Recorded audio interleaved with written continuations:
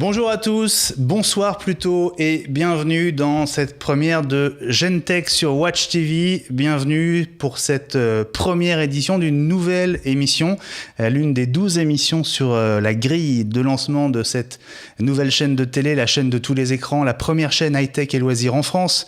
On diffuse 24 heures sur 24 et 7 jours sur 7 depuis le 17 septembre, vous le savez, et merci de nous faire l'amitié d'être avec nous en ce mardi soir, en direct donc pour cette émission d'une heure que j'ai le grand plaisir de présenter avec mon copain, mon complice, Pierrick Fay. Salut Pierrick. Salut Benjamin, et le plaisir est partagé. Ça fait du bien de se retrouver derrière un micro pour une émission en commun. Ça nous rappelle Ça nous rajeunit pas souvenirs. Non plus, mais voilà. Alors je me demandais ce que tu avais fait de Julie, si tu l'avais planqué dans un coin ou pas. Mais en tout cas, c'est un vrai plaisir de partager cette heure avec vous pour parler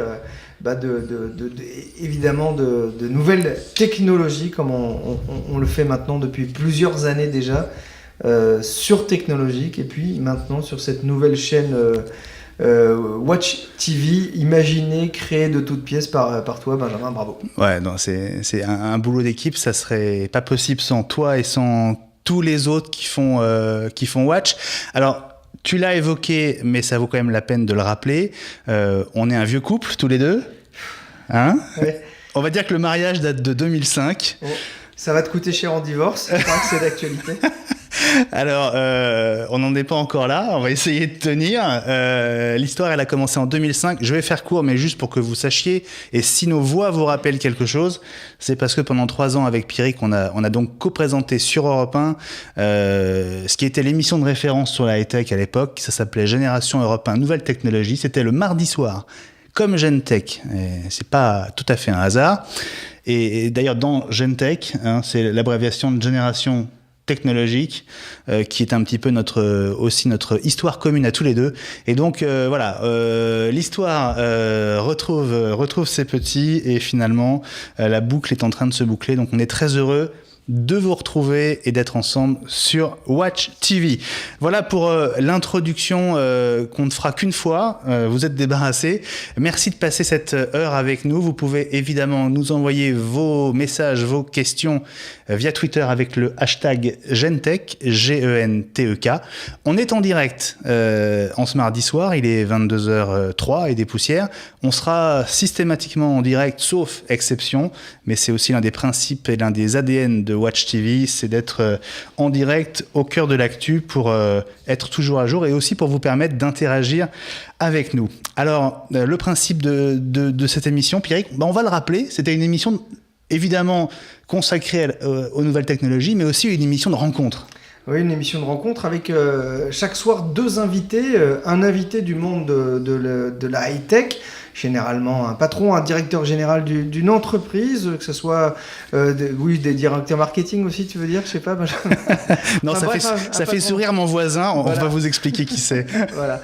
Et puis, quelqu'un du monde de l'entreprise, et puis ce qu'on appelait le techno VIP. Entre nous, voilà. C'était le nom de code. Un invité du monde du sport, des arts, de la chanson, de tout ce que vous voulez, qui venait présenter là aussi, qui avait un lien avec les nouvelles technologies. Donc, c'était la rencontre entre ces 2 personnes qui était particulièrement intéressante. Voilà. Et ce deuxième invité n'était pas, on va dire, un acteur majeur, actif, mais il avait toujours une passion, un intérêt pour le sujet, et ça a toujours donné lieu à des rencontres et à des discussions formidables. On a quelques bons souvenirs en studio, notamment. Je pense à Akhenaton et ses copains. Voilà, par exemple. Qui avaient débarqué à 15. Voilà. Bon, il est venu de manière beaucoup plus discrète. Il est même arrivé pendant le direct de ton émission tout à l'heure, Pierrick. On est très heureux de l'avoir. Ça va être un peu notre parrain, parce que c'est le premier invité de Gentech. Alors, il n'est pas encore directeur général, mais c'est ce qu'on lui souhaite. À part si vous m'annoncez une promo ce soir, je suis prêt à prendre. Après cette émission, à mon avis, ça viendra. Alors, c'est pas notre rôle, mais on va peut-être y contribuer en tout cas. Olivier Lagréou, bonsoir. Bonsoir. Vous êtes responsable marketing produit chez Nokia France. Alors, très grosse actualité pour Nokia en ce moment. Il y a évidemment le nouveau joyau, le 1020, le Lumia 1020 qui arrive demain. Donc on est à quelques heures d'un événement très important pour vous. Il y a globalement toute la gamme Lumia, il y a Windows Phone, il y a Nokia plus largement, et puis il y a l'actualité de ces derniers jours avec évidemment l'annonce de la volonté de Microsoft de racheter la division mobile de Nokia. On va parler de tout ça avec vous. On a 1 heure, ça donne l'occasion de prendre le temps. C'est aussi l'un des avantages de cette émission, c'est qu'on dépasse le format de la minute auquel la plupart des médias sont limités. Alors, je voudrais quand même qu'on dise bonjour aussi à notre deuxième invité, Pierrick. Allez, je vois que tu as saisi Media NTT. Présente-nous cet invité. Voilà, cet invité, c'est un scénariste de bande dessinée. Alors généralement, ils vont par deux, mais on n'en a qu'un ce soir. Il s'appelle Simon, c'est le scénariste de Media NTT. On vous expliquera pourquoi on a choisi de parler de cette bande dessinée ce soir. D'abord parce que le thème est vraiment corrélé à l'univers numérique et à l'importance prise aujourd'hui par l'univers numérique, mais aussi parce que c'est une BD pas comme les autres et qui a choisi d'aller sur le terrain des autres médias. Simon, il nous racontera tout ça. Et on en profite pour dire un petit coucou à sa dessinatrice, Émilie. Oui, alors, tu sais, tu parles de lui, mais regarde, Simon, il est déjà avec nous. Formidable. Bonsoir Simon. Alors, je sais, le son marche, voilà, regarde, je claque des doigts et ça marche. Bonsoir Simon. Bonsoir. Ah, c'est génial la technique. C'est la nouvelle télécommande, t'as vu? Alors Simon, allez, un petit teasing en 20 secondes sur Media NTT avant d'en reparler plus longuement tout à l'heure avec vous. Avec toi. Alors Media NTT, c'est une bande dessinée qui a pour thème notre identité en ligne. En fait, dans notre histoire, c'est un monde dans lequel les réseaux sociaux ont pris une place tellement importante que nos profils se mettent à prendre vie et à agir sur le réseau hors de tout contrôle, avec toutes les catastrophes que ça peut engendrer. À ne pas confondre avec Titi et Gros Minet. Oui, il y a assez peu de risques, Pierrick. Alors, la part de high-tech dans une BD, elle est vraiment en un mot, hein, Simon. On en reparlera tout à l'heure, mais... Oui, alors la part de high-tech déjà, elle est dans l'univers qu'on a mis en place. Et puis, ce qui nous intéressait aussi, c'était d'explorer un petit peu comment la high-tech va nous permettre de raconter différemment cette histoire. Notamment, on pourra en reparler, mais on utilise la réalité augmentée pour donner des informations supplémentaires aux lecteurs de bande dessinée. Voilà, et dès la 3e page, je vois des smartphones. Alors, bon, je cherche un Nokia. Bon, il y en a sans doute un dans le lot. On n'avait pas le droit de mettre le marque. Voilà, c'est ça. Tu as entendu, Benjamin, on n'a pas le droit de le faire dans la bande dessinée. D'accord, très bien. Bon, on reparlera évidemment de Media NTT dans quelques minutes avec toi, Simon. Tu restes avec nous. Et d'ailleurs, si tu veux intervenir sur les sujets qu'on va aborder, ton micro reste ouvert. Donc...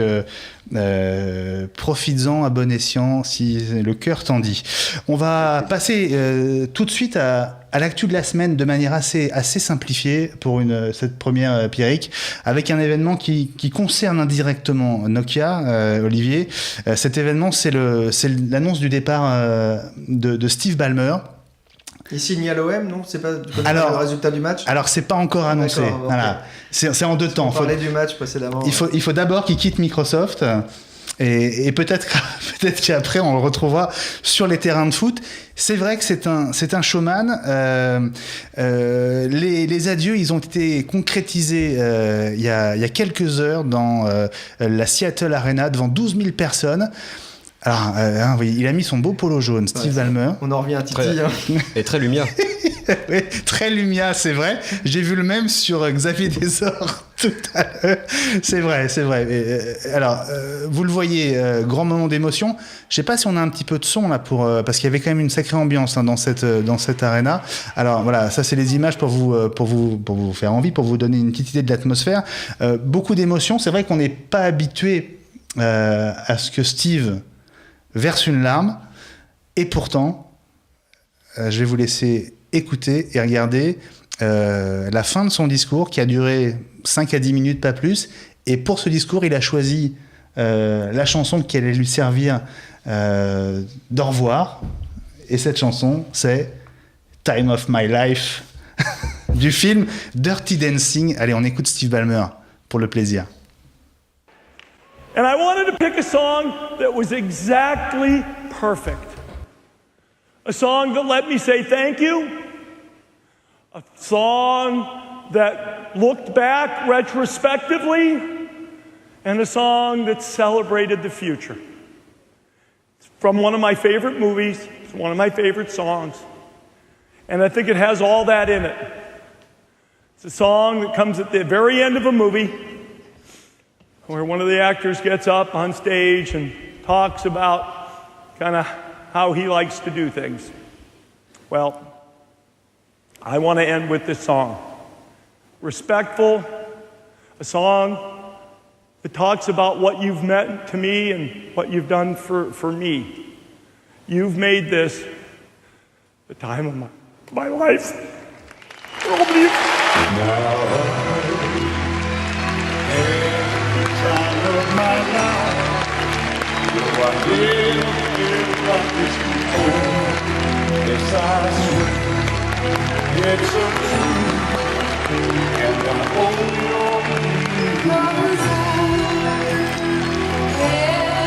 Voilà la main sur le cœur, Steve Ballmer.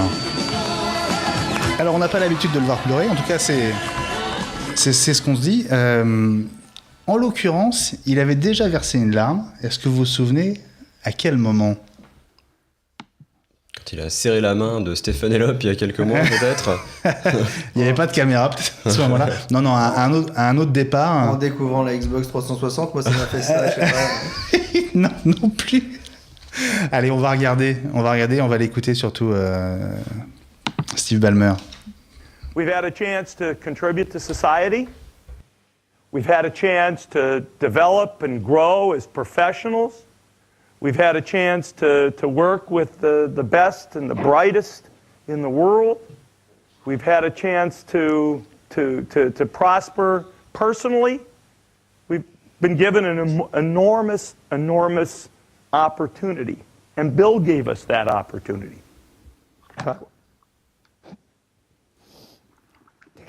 I want to thank Bill for that, and I want you to too. Voilà, c'était le départ de Bill Gates de Microsoft. Alors, je ne sais pas ce que ça veut dire pour vous, Olivier, là, en dehors de Nokia, mais cette fin d'époque chez Microsoft. C'est un personnage important que tout le monde connaissait, donc c'était un peu l'image perçue de Microsoft en termes de management.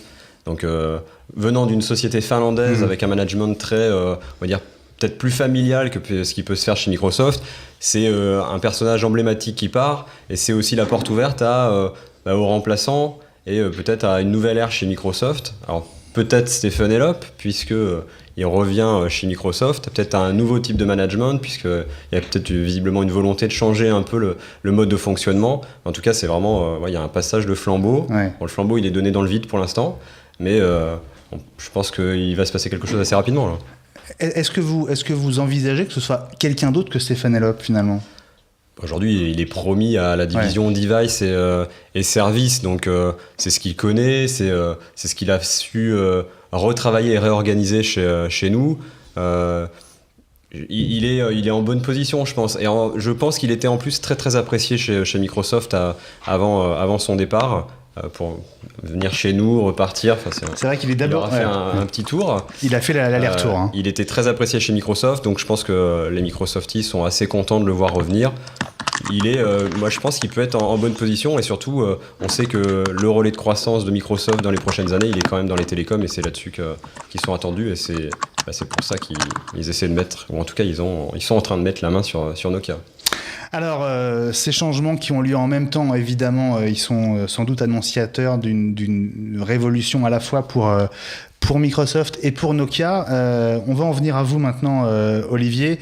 On va rester évidemment dans la sphère Microsoft, puisque vous avez quand même dû vivre un sacré réveil le 3 septembre. Est-ce que vous pouvez nous expliquer comment vous avez appris finalement le rachat de la division mobile de Nokia par Microsoft ? C'était au réveil. C'est le cas. On peut vraiment expliquer que personne n'était au courant chez nous. Parce qu'après, j'ai eu beaucoup de discussions avec nombreuses personnes en nous disant mais vous y attendiez, ça se sentait, c'était pour ça que Stephen Elop était venu chez vous. Et en fait, non, chez Nokia, on est... évidemment, quand il est arrivé, on s'est tous posé la question et puis on s'est relancé parce que notre objectif c'était de faire progresser Windows Phone, l'écosystème. Et donc on est à fond depuis plusieurs mois avec succès puisque la part de marché commence à vraiment bien se développer sur le marché français. Et donc on était vraiment dans une période où pour nous on était en vrai partenariat avec Microsoft et on continuait de se développer, nous, Nokia, en propre, sans vraiment s'attendre à ce qu'il y ait un changement. Et donc le 3 septembre, je me suis réveillé à 7h. Comme tous les matins, et comme tout Nokia People, la première chose qu'on fait, c'est regarder son smartphone. Et en fait, j'avais un SMS de Nokia Global qui m'indiquait que j'étais invité prestamment à une conférence téléphonique dans la matinée. Généralement, un SMS du Global à 7h du matin, c'est pas forcément... ou ce sont de grandes nouvelles. Voilà. Pas forcément de mauvaises nouvelles. C'est pas forcément une mauvaise nouvelle, ce sont de grandes nouvelles. Et en fait, on avait dans nos boîtes mail qui étaient tombées pendant la nuit l'information du rachat de Microsoft. Donc, une belle surprise au réveil. Alors une belle surprise, ça faisait quand même un bout de temps que sur les marchés financiers, on spéculait sur un rachat de la part de Microsoft dans le monde des télécoms. On avait beaucoup parlé à un moment de BlackBerry. On sait que les Chinois également, Huawei notamment, pouvaient lorgner du côté des constructeurs européens ou américains. C'était quand même dans l'air du temps. Aujourd'hui, a posteriori, c'est toujours facile d'analyser la situation. Je pense que chez Nokia, on a cru et on a tous espéré qu'on avait la capacité financière pour suivre des géants comme Google et comme ce qui est devenu Apple aujourd'hui. La réalité, elle est différente, même si on est une entreprise qui a su très régulièrement se remettre en question, se réorganiser pour être le plus dynamique possible, le plus flexible. Et c'est aussi comme ça qu'on est reconnu aujourd'hui par nos clients. Il y a un fait, c'est que il faut aujourd'hui avoir une surface financière pour faire de la promotion, pour pouvoir pousser les produits, l'expérience qui est énorme et qu'aujourd'hui tout seul on pouvait plus y arriver. Parce qu'on sait que c'est vrai que Nokia, avant de faire des télécoms, a fait des téléviseurs, avant a commencé des dans bottes le en bois, caoutchouc. des bottes en caoutchouc. Il y a toute une histoire autour de Nokia, et là on a un peu l'impression d'une nouvelle ère, d'une nouvelle épopée peut-être à venir pour votre entreprise.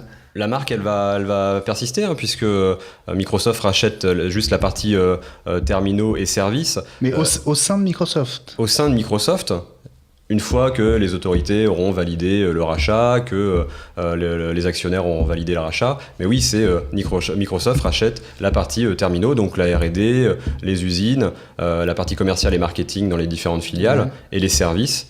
Et c'est tout. Mais ils vont bien mettre la marque Microsoft sur les produits Nokia. Ça fait partie des grandes questions, mais entre les produits entrée de gamme et les produits les smartphones, il y aura certainement différentes orientations qui vont être choisies. Et aujourd'hui, on ne sait pas, on est encore trop tôt pour savoir si la marque Lumia va rester, la marque PureView sur laquelle on a beaucoup investi pour la partie photo va rester, etc. Pour l'instant, on ne sait pas encore. On sait que quand un client aujourd'hui vient chercher un produit Windows Phone dans un magasin, généralement, il demande un Lumia. Donc on sait qu'on a une puissance de marque avec Lumia qui a beaucoup progressé. Plus qu'un Nokia. Il demande plus un Nokia, Lumia, c'est un peu les deux. On sait que le point d'entrée reste sur du Nokia, et à partir du moment où ils sont sur du Nokia, ils veulent aller sur un smartphone, ils vont demander un Lumia. Donc on va voir ce qui va être gardé. J'espère qu'il restera quelques morceaux de Nokia quand même, parce qu'on a quand même beaucoup travaillé sur la marque, mais on verra. Et c'est assez difficile aujourd'hui de faire Madame Irma et d'être capable d'expliquer ce qui va être gardé. Oui, parce que ça fait moins d'un mois. C'était le 3 septembre.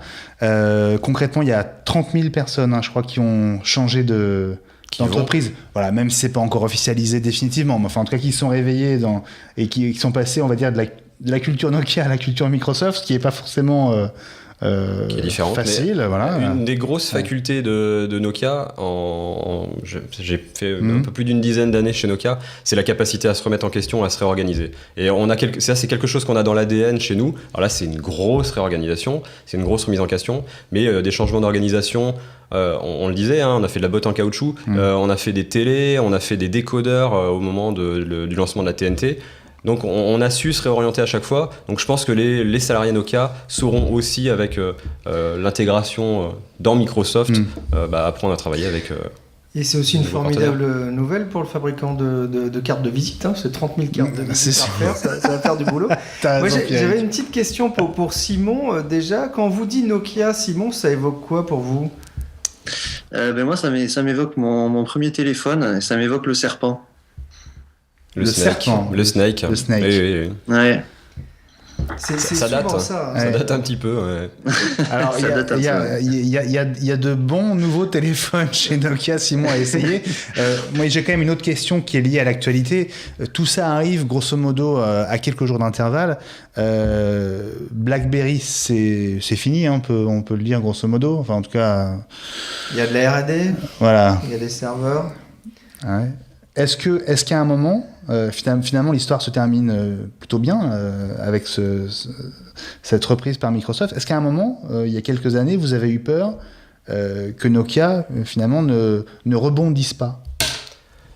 Je pense pas. Je pense que, en tout cas, les informations qu'on pouvait avoir en interne, en termes de stabilité financière, voilà, nous, on savait qu'on avait encore de la finance et de la trésorerie pour continuer comme ça. Le fait est qu'à partir du moment où on a annoncé la fin de Symbian avec la Burning Platform, le célèbre Burning Platform de Stephen Elop, on a beaucoup perdu en part de marché sur des terminaux qui nous généraient beaucoup de marge, parce que c'est évidemment sur ces terminaux qu'on fait de la marge et pas forcément sur les produits d'entrée de gamme. Et là, je pense qu'on a très rapidement perdu beaucoup d'argent, plus rapidement que ce qu'on avait prévu. Nous, dans les filiales, on n'a pas forcément cette visibilité-là.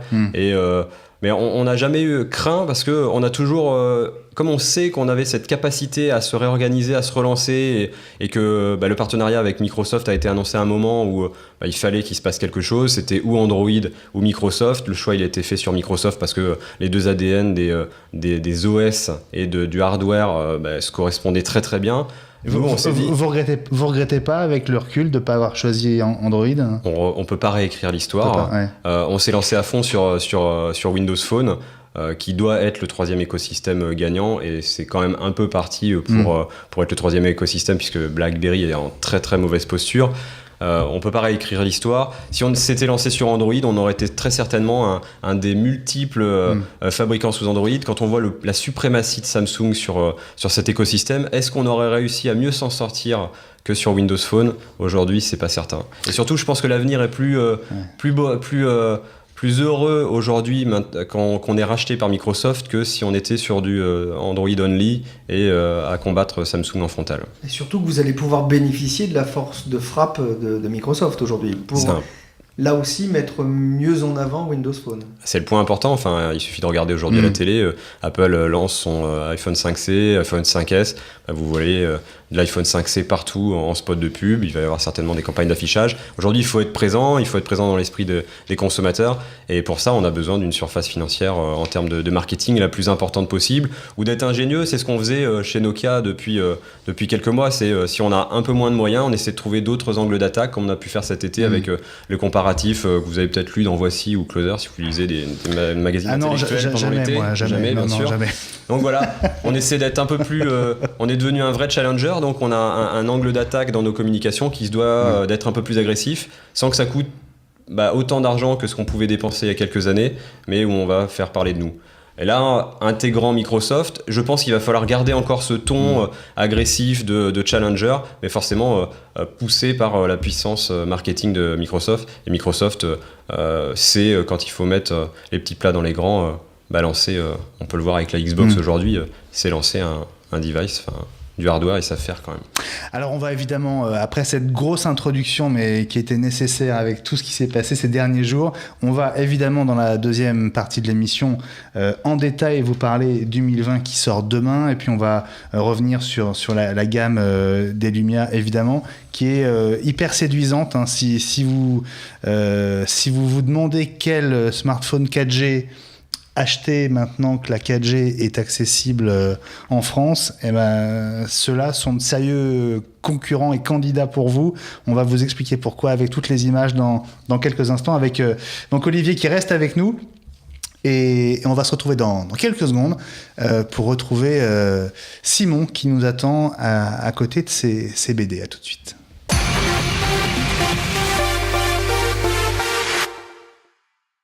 Voilà, c'est le deuxième invité de Gentech. Vous êtes bien sûr Watch TV. Nous sommes en direct comme tous les mardis soirs, 22h, 23h. Benjamin Vincent, Pierrick Fay. Voilà, le retour du duo gagnant, exactement. C'est vrai qu'elle fait plus que donner l'heure, hein, c'est sûr, hein, comme dit Canteloup. Pierrick, alors...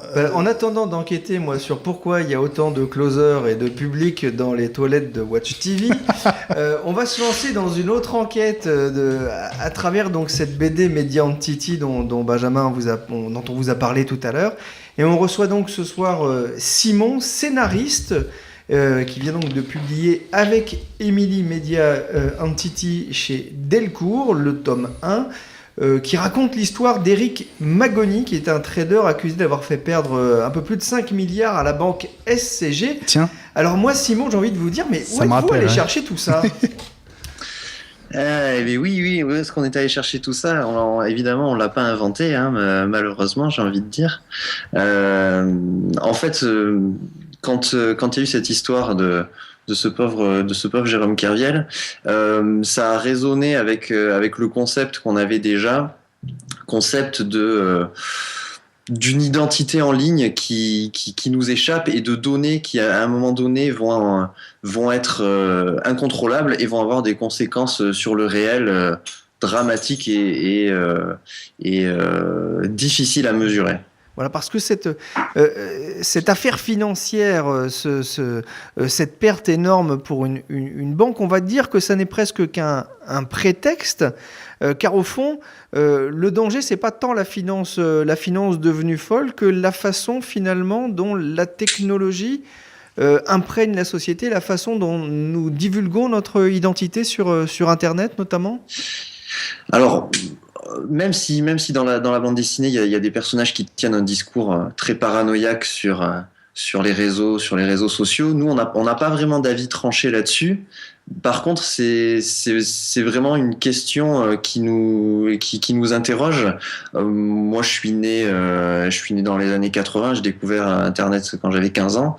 Et quand je vois les jeunes d'aujourd'hui qui sont nés en l'an 2000 et qui ont un rapport à leur identité en ligne et puis à leur identité tout court, un rapport complètement différent et des relations complètement différentes quand ils vont au collège, ils ont toutes leurs histoires qui continuent le soir quand ils rentrent chez eux sur les réseaux sociaux. Et voilà, c'est cette question, nous, on se dit forcément, ça change quelque chose dans la société. On commence avec cette histoire de trader, mais dès le tome 2, donc, qui sort en janvier, on ira voir un autre environnement médiatique qui devrait beaucoup vous plaire, parce que ça sera les magazines People. Ah, effectivement, c'est là où on en saura plus sur pourquoi Closer est dans les toilettes de Watch TV. Bon, c'était une plaisanterie. Je voudrais qu'on regarde, parce que Benjamin... On mettra une caméra, Pierrick, pour prouver que tu dis n'importe quoi. Tu vas avoir des problèmes. Je voudrais qu'on regarde justement, parce que tu nous as montré quelques images vues du ciel. Et on a un petit trailer, justement, une petite vidéo en images pour qu'on voit là aussi la qualité graphique qui accompagne cette histoire passionnante. Amis de vos amis. Et plus d'1 milliard de leurs amis. Qui vivent leur vie à travers Internet. À mettre à jour leur profil. À le remplir d'infos. À rendre leur média-entité toujours plus vulnérable aux mutations.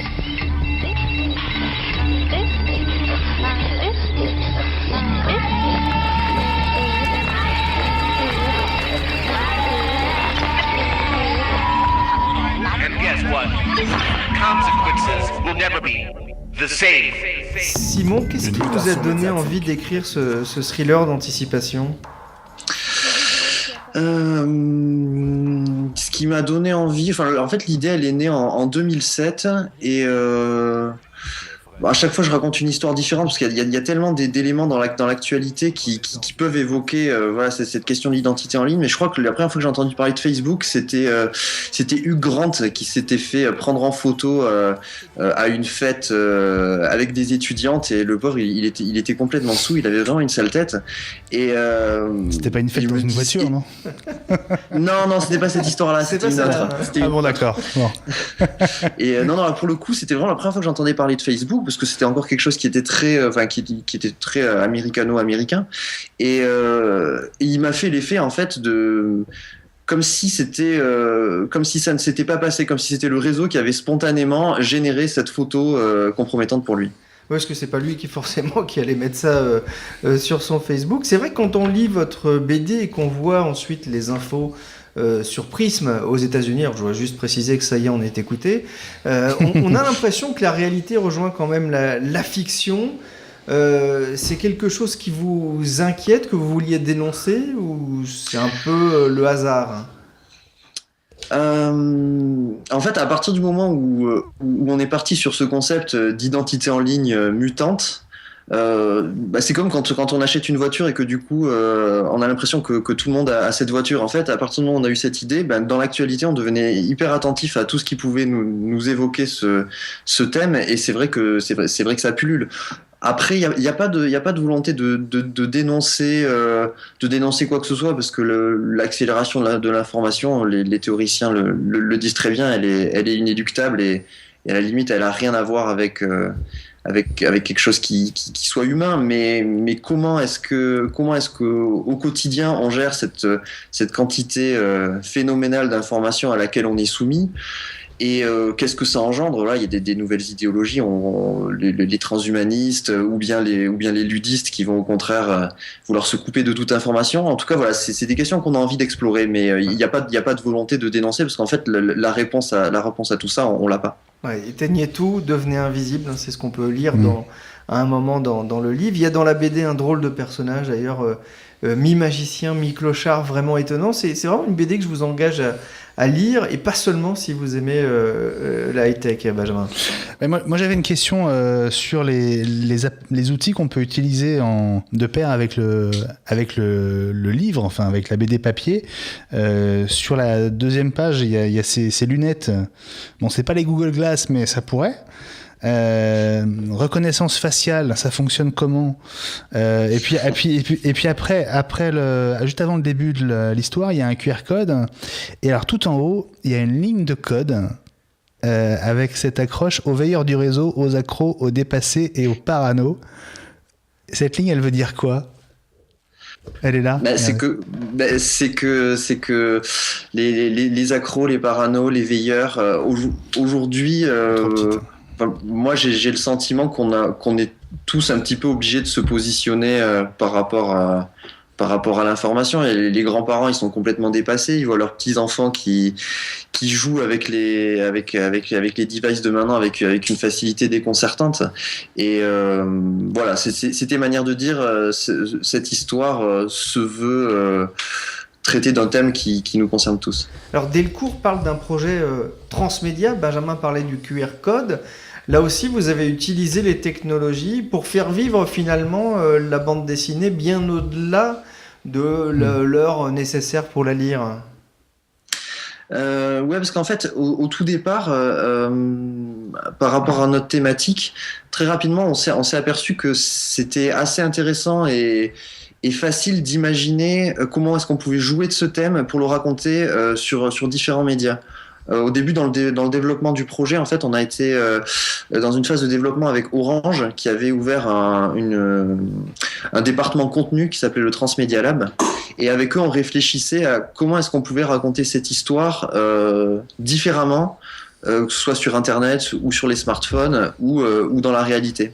Et du coup, là, sur la bande dessinée, on est parti sur la réalité augmentée, parce que la réalité augmentée, donc c'est le principe, c'est on flash une page qui est physique, et sur le téléphone ou sur la tablette vont se superposer des informations numériques, des informations virtuelles.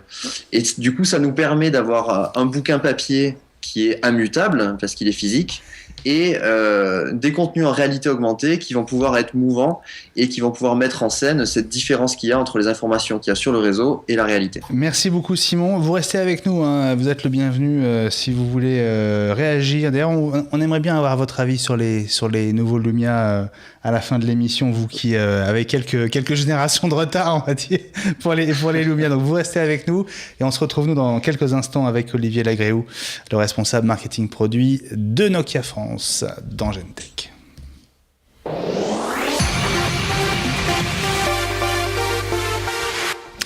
Voilà, Gentech, 22h, 23h, tous les mardis sur Watch TV en direct. Soyez les bienvenus si vous nous rejoignez à l'instant. Pierre-Éric Fay, fidèle au poste. Et Olivier Lagréou de Nokia France. Olivier, merci beaucoup de passer cette heure avec nous. On a parlé de Nokia, du contexte. On va maintenant parler vraiment des téléphones, des smartphones, des terminaux, comme vous dites, vous dans le métier. On va commencer par la grande nouveauté. Elle arrive demain 2 octobre en France, c'est le Lumia 1020. Alors, bon, qu'est-ce que le Lumia 1020 ? Il y a tellement de choses à dire, par quoi est-ce qu'on commence ? C'est vraiment la vraie nouveauté, c'est le flagship. Alors c'est très marketing une fois de plus, mais c'est le produit héros on va dire chez Nokia cette année. La particularité de ce produit-là, c'est son capteur photo puisqu'il a un capteur de 41 millions de pixels. C'est le plus gros capteur qu'on ait mis sur un smartphone sous Windows Phone puisque c'est un capteur qu'on avait déjà utilisé il y a 1 an et demi, 2 ans maintenant sur un produit sous Symbian qui était le 808 PureView. C'est une techno qu'on maîtrise, c'est du suréchantillonnage de pixels. Ça permet de prendre jusqu'à 7 pixels et de créer un super pixel avec beaucoup de luminosité, beaucoup de détails. Alors, ouais. Et c'est vraiment le point important sur ce produit-ci. Ouais. Je vous interromps parce que ça vaut vraiment le coup là, de faire de l'explication. Alors, 41 millions de pixels, le chiffre est tellement impressionnant. Est-ce que ça veut dire que quand on prend une photo, elle est toujours en 41 millions de pixels ? Qu'est-ce que ça permet de faire ? Et est-ce que c'est vraiment indispensable ?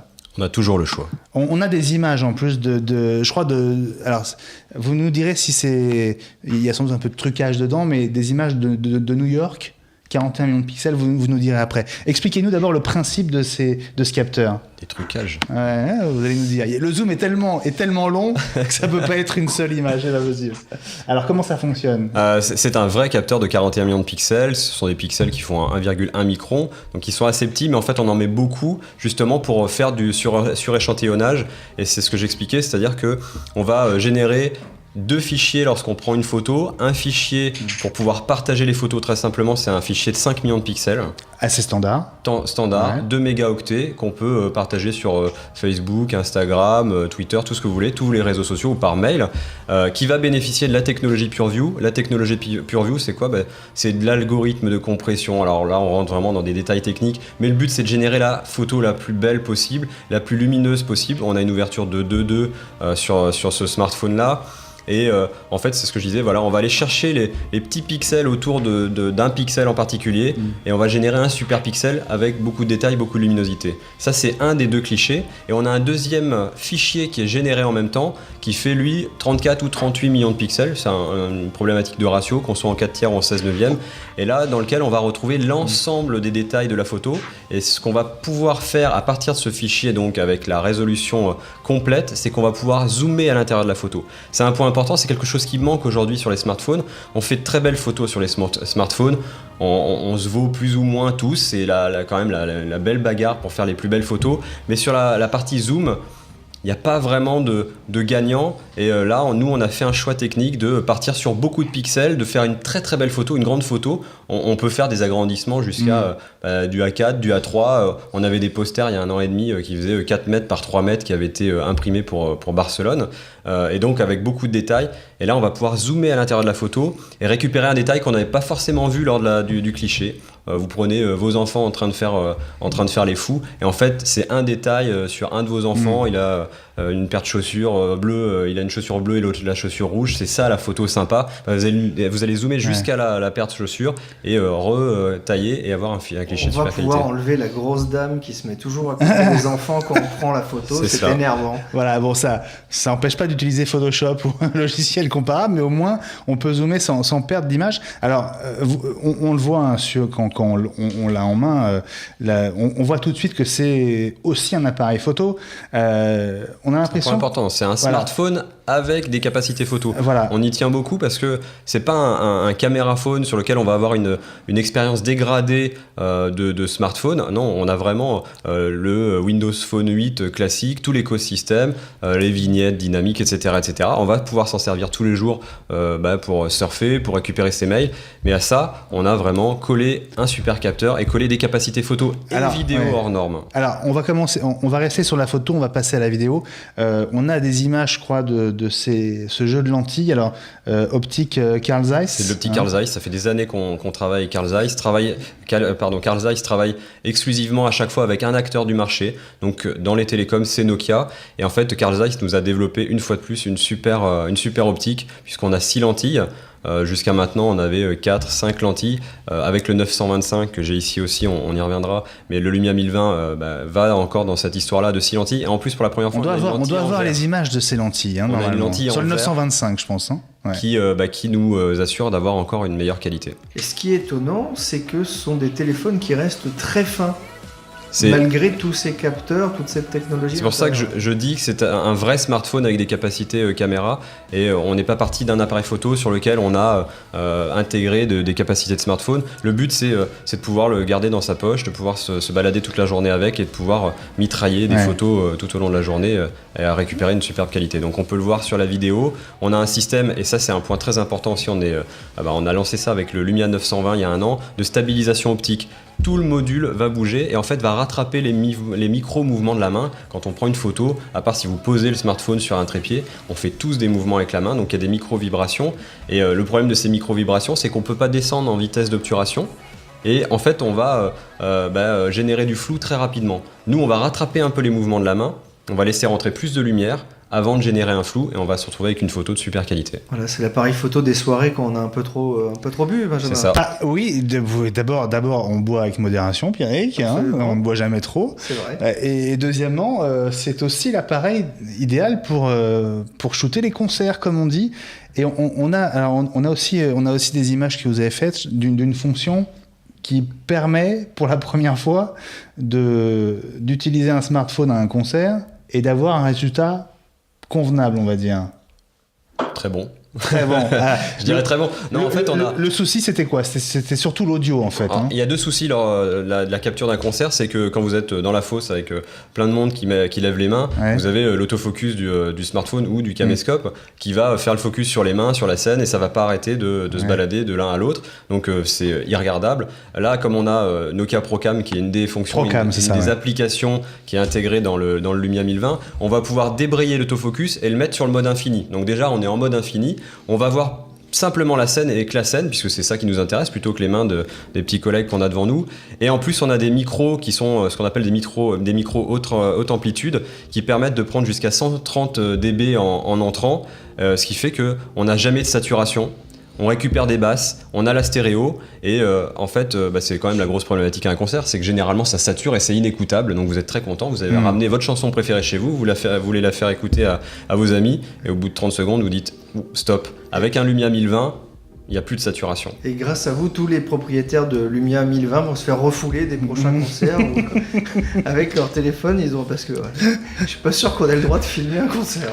Non, mais pour l'instant, ils peuvent difficilement empêcher aux gens avec un smartphone d'entrer. Alors, un concert, un mariage, il y a plein d'occasions de filmer et en tout cas de laisser son caméscope à la maison parce qu'on n'a pas forcément d'être multi-équipé et de se balader avec son caméscope, son compact numérique, puisqu'on peut tout faire maintenant avec un 1020. Bon, je pensais qu'on avait des images en fait d'un concert, mais il y a peut-être une autre vidéo sur le Procam. Avec un peu de chance, on y viendra. Sinon, c'est pas très grave. Donc, vous le positionnez presque plus comme un appareil photo que comme un téléphone, finalement, non ? C'est un smartphone. C'est un vrai smartphone. C'est un smartphone. C'est un smartphone dont la fonction clé est la partie photo. On en parlait encore aujourd'hui, il y a 1,5 milliard de photos qui sont prises chaque jour, et sur ces 1,5 milliard de photos, il y en a 600 millions qui sont envoyés sur les réseaux sociaux. Donc c'est plus qu'une tendance, une option, c'est une tendance de fond. On partage tout ce qu'on fait. Vous, qui n'a pas vu au restaurant un ami qui prend en photo son plat et qui va le partager sur Instagram, c'est la grande mode. On partage tous les éléments de sa vie, tout ce qu'on fait, et surtout dans l'immédiat. Et donc on a besoin pour ça d'avoir un smartphone qui prenne des photos de super qualité. Vous voyez le sourire de Pierrick là, c'est qu'il prépare un truc. Non, le flash le flash en effet. Ça c'est un des autres points. Alors on a de la stabilisation optique pour avoir des photos sans flash de la meilleure qualité possible. Sans flash, ça permet d'avoir des couleurs le plus naturel possible. Maintenant, au niveau du flash, on a mis un flash au xénon qui est hyper puissant, qui est énorme. C'est le plus gros que, en tout cas, nous, on n'ait jamais mis dans notre gamme. Et à côté de ça, on a aussi un flash LED qui est là en support de la partie vidéo. Voilà, votre flash, c'est celui-là. C'est le flash au xénon. Voilà, et ça, c'est celui de l'iPhone 5. Enfin... Bon, c'est pas celui qui a la plus petite qui a... Non, je sais plus ce que je voulais dire. C'est vrai qu'il y a sur le flash, size matters. Hein, voilà, que sur le flash. Ouais. Alors, ce nouveau smartphone haut de gamme pour vous, hein, c'est votre nouveau fleuron. La partie donc photo, on en a dit un mot. La vidéo, ça vaut le coup aussi de prendre une minute. La vidéo, bien sûr, on filme en 1080p, 30 images par seconde. Donc on est en Full HD. C'est du Full HD. Je le répète, on a la stabilisation optique, donc même sur une vidéo, on va gagner en qualité d'enregistrement, puisqu'on va éviter ces micro-mouvements lorsque vous êtes en train de faire... Alors, techniquement, on va pas dire qu'on fait un travelling, mais ça vous arrive de prendre une scène et de bouger. On va avoir un rendu vidéo qui va être optimum. Et en termes de son, c'est pareil, on récupère ce son en stéréo et cette qualité sans saturation. Donc aujourd'hui, on peut considérer qu'on peut se passer d'un caméscope quand on part en week-end et de son appareil photo compact avec un Lumia 1020 qui fait tout ça très très bien. En plus, on peut même zoomer dans la vidéo. Ah voilà, c'est ce que je voulais vous demander. Un point important, on peut zoomer dans la vidéo. Quand on filme en 1080p, donc en Full HD, on va zoomer jusqu'à 4 fois, avec quasiment pas de perte de qualité. Et en 720p, on va zoomer jusqu'à 6 fois. Alors, on a beaucoup parlé du poids du 920. Vous avez gage de qualité gage dans l'horlogerie ou c'est dans vrai, voilà. C'est vrai, mais c'est quand même un objet qu'on a dans la poche, donc le poids est hyper important. C'est vrai dans le journalisme aussi. Voilà. Il y a donc le 1020, il y a le 925 aussi, qui date de quand d'ailleurs, qui est hyper. Le 925 qu'on a lancé cet été, au début de l'été. Hyper récent aussi. L'une des caractéristiques, c'est que vous avez réussi à l'alléger par rapport au 920. Déjà le 1020, on a gagné une trentaine de grammes, et par rapport du 920 au 925 que j'ai ici, on a encore gagné une trentaine de grammes. Alors, moi, il y a une des fonctions que je trouvais géniale sur le 920, c'était la recharge par induction. On en est où ? Ça veut dire concrètement, Olivier, la recharge par induction ? La recharge par induction, c'est le petit effet magique. On pose son smartphone sur un support de recharge induction. La technologie, c'est la même qu'une plaque à induction à la maison, c'est juste l'ampérage qui n'est pas le même. Vous vous trompez pas quand même. Hein. Alors, on a fait l'essai, ça fonctionne. Hein. Ah, d'accord. Alors, on l'a enlevé très vite, mais ça fonctionne. On avait vu une vidéo sur internet, on avait voulu essayer, voir si ça fonctionnait, ça marche très bien. En fait, c'est le même système, donc c'est de l'induction, c'est juste du contact. Sur du 920, c'était intégré dans le smartphone. Sur le 1020 et sur le 925, on a sorti la fonction, elle est gérée par le smartphone, mais il faut rajouter une coque de protection qui fait à la fois coque de protection et coque de recharge sans fil. Qu'il faut donc acheter en plus, j'imagine. Ça vaut combien une coque ? Ça vaut 29, 39 euros pour le modèle. Ça va, c'est pas épouvantable. Il est évidemment 4G. Il est 4G, bien sûr. 4G, toute fréquence, toute bande de fréquence. Il est 4G, toute fréquence, il fonctionne partout. Donc en France, quel que soit l'opérateur qu'on choisirait, on pourra bénéficier d'un débit théorique à 100 mégabits descendant. Dans la réalité, ça varie suivant les villes, mais c'est vraiment très très rapide. Et c'est vraiment une nouvelle expérience. Je lisais aujourd'hui Olivier Roussat, le big boss de Bouygues, qui disait l'essayer, c'est l'adopter. Et quand on a tenté et quand on a essayé la 4G, c'est difficile de revenir en arrière. Et pour l'avoir essayé depuis quelques mois, c'est vrai que revenir sur de la 3G quand on a plus de temps de latence, plus d'attente, quand on regarde une vidéo YouTube ou qu'on télécharge une pièce jointe dans ses mails qui fait 5, 6, 10 mégas, c'est difficile de revenir en arrière. Pierrick, toi, tu as testé la 4G déjà ou pas? Non, moi j'ai déjà du mal à avoir de la 3G chez moi, donc si tu veux, et à côté également en régie, c'est déjà un peu compliqué, il faut se pencher par la fenêtre et on risque de tomber. Donc moi j'aimerais bien déjà avoir de la très bonne 3G avant d'avoir de la 4G, C'est vrai. un peu partout, mais non, j'ai pas eu l'occasion, c'est vrai, de tester encore la 4G, mais je demande que ça. Alors, je peux déjà vous dire que dans Gentech, on va très très vite vous proposer un test de la 4G dans Paris, puisqu'on vient de récupérer les cartes SIM des 3 opérateurs. Et donc, on va faire des tests, on va se balader dans Paris avec des smartphones compatibles. Oui, alors, c'est effectivement, vous, Olivier, vous prenez un accessoire qui compte beaucoup pour le 1020. Qu'est-ce que c'est? Montrez. On appelle ça le grip caméra. En fait, c'est un accessoire dans lequel on va insérer le 1020. Mettez-le comme ça, on va le voir, on va le voir dedans. Très simplement. Regardez, on voit le. Voilà.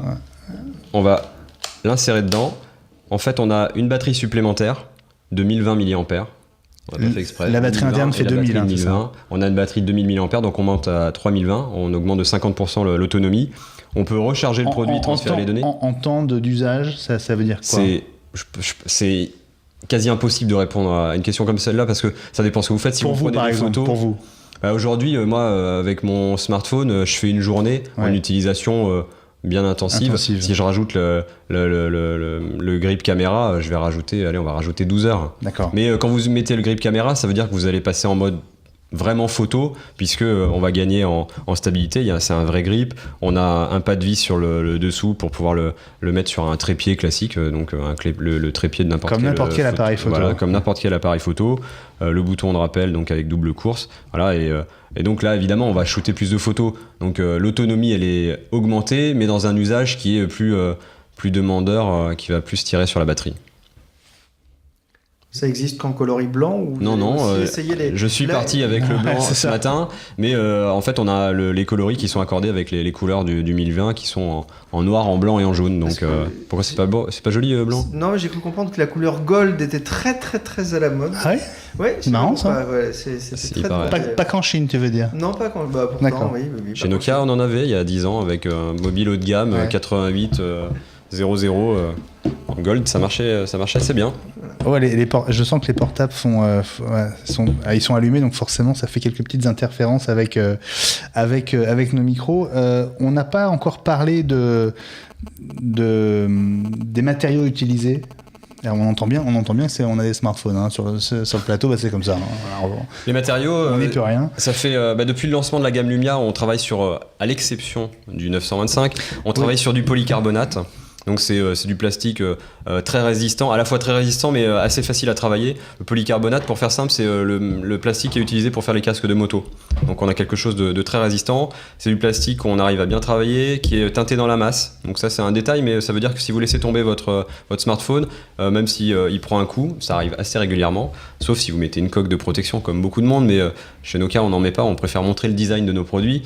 S'il prend un shoot parce qu'il est tombé par terre, vous aurez toujours la même couleur, donc le joli jaune ou le rouge comme on avait sur le 920. Même si on fait même avec une grosse entaille, même avec une grosse entaille, vous aurez toujours cette couleur-là. Et l'exception, c'est le 925 pour lequel on a mis du polycarbonate sur l'arrière et on a remis de l'aluminium autour pour donner un design un peu plus mode ou fashion, puisque c'est la Fashion Week cette semaine. Ah oui, c'est vrai. On peut lâcher le mot, avec un design plus fashion où on a vraiment joué sur la finesse et un design différenciant. Donc après, 1020 à droite, donc on reconnaît vraiment le look des Lumia, et 925 à gauche avec effectivement ce côté métal, alu. C'est assez nouveau ça. Très élégant. Coup, hein.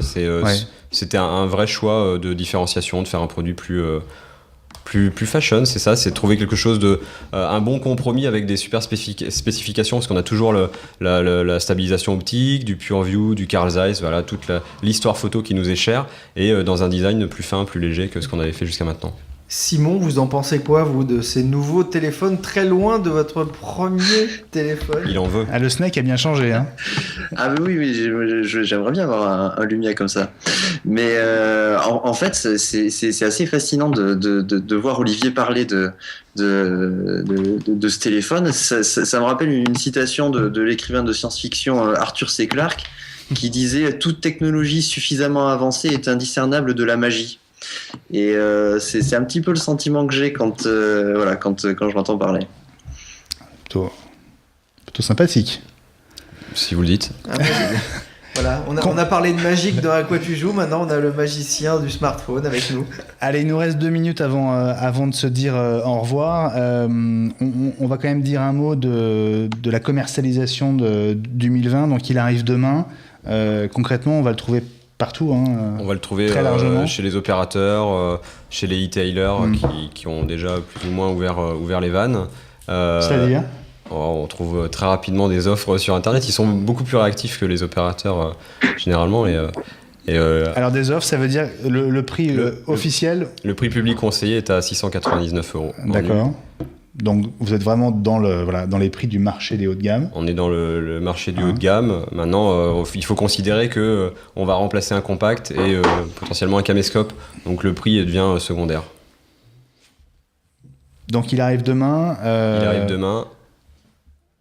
Et il vient enrichir la gamme puisqu'on a, on a notre 625 aussi sur la 4G. Il n'y a pas que le haut de gamme. 4G, alors c'est vraiment le produit pour démocratiser la 4G. Les opérateurs vont pousser. C'est ce que je voulais savoir. Votre produit d'entrée de gamme, votre premier prix 4G à vous, c'est... Le premier prix 4G, c'est le 625 avec un écran 4,7 pouces, le savoir-faire de Nokia, des coques interchangeables, donc très fun. On a vraiment joué sur les couleurs. On n'est peut-être pas les premiers, enfin il y a une petite bagarre sur la disponibilité, l'histoire de la couleur. En tout cas, on a quand même de très très belles couleurs à mettre en avant. Le 625 le prouve encore avec cette belle couleur orange très punchy et un bel écran pour pouvoir profiter de la 4G et surtout consommer du contenu parce que la 4G c'est ça que ça va nous permettre de faire, c'est regarder des vidéos YouTube, lire de la presse ou regarder ses mails. Voilà, j'ai peut-être des BD. Et je vais jouer à Bubblegum, je ne sais pas. Voilà. Paf le chien, non, t'as arrêté. Hein T'as arrêté Paf le chien. Oui, j'ai arrêté Paf le chien. 1020, 925, 625, que deviennent les gammes achats ? La gamme achat continue, c'est une gamme qui est hyper importante pour nous parce que c'est ce qui nous permet d'aller chercher peut-être des plus jeunes consommateurs qui connaissent pas Nokia ou des personnes qui sont moins technophiles. Et c'est la gamme par laquelle on va leur faire découvrir la marque, découvrir une interface qui est peut-être plus simple mais qui est quand même assez riche puisqu'on peut personnaliser sur un écran tactile son interface, télécharger des applications. C'est du Java. Donc c'est de l'application qui est peut-être un peu moins riche, mais on retrouve quand même des jeux. Il y a du FIFA, pas forcément la dernière version, mais il y a du FIFA, il y a les Sims, des choses comme ça, des applications de news. Et c'est vraiment un premier pas dans un univers de smartphone allégé, on va dire. La 4G, c'est réservé au Lumia ? Aujourd'hui, la 4G, c'est réservé au Lumia. Ouais. Voilà, écoutez, merci beaucoup Olivier Lagrihoud d'avoir passé cette heure avec nous pour ce premier numéro de Gentech. On espère que vous avez découvert le Nokia Lumia 1020, qui est un très sérieux concurrent face à l'iPhone 5S et au Galaxy S4 de Samsung notamment. On vous souhaite beaucoup de succès avec cette nouvelle gamme et beaucoup de succès aussi et une longue nouvelle vie à Nokia sous le giron de Microsoft. Merci beaucoup. Merci. Olivier d'avoir passé cette heure avec nous. Pierrick. Ouais, merci aussi donc à Simon et auteur donc de Media Entity avec Émilie, et je précise donc le tome 2, si je ne m'abuse, est prévu pour sortir en janvier 2014. Ça vous laissera le temps de lire le tome 1. Voilà, donc rendez-vous la semaine prochaine, 22h, pour un nouveau Gentech. On parlera notamment impression 3D. Vous allez enfin comprendre comment ça marche, à quoi ça sert, et vous allez voir que ça va révolutionner nos vies. Et puis, comme promis, on va très très vite vous reparler de la 4G, notamment de la 4G dans Paris, ce qui est le plus simple à tester pour nous, avec des tests grandeur nature. Voilà, c'est l'une de nos promesses sur Watch TV. Merci de votre attention et déjà de votre fidélité. Si vous nous regardez en replay, c'est formidable, mais essayez d'être là pour le live tous les mardis à 22h. On compte sur vos messages et vos questions via Twitter avec le hashtag Gentech, et puis sur YouTube, abonnez-vous à la chaîne Watch TV. Ça nous permet aussi de suivre votre intérêt pour cette chaîne, la chaîne de tous les écrans, première chaîne high-tech et loisirs en France. Salut à tous, bonne soirée et à bientôt. Salut Pierrick. Salut.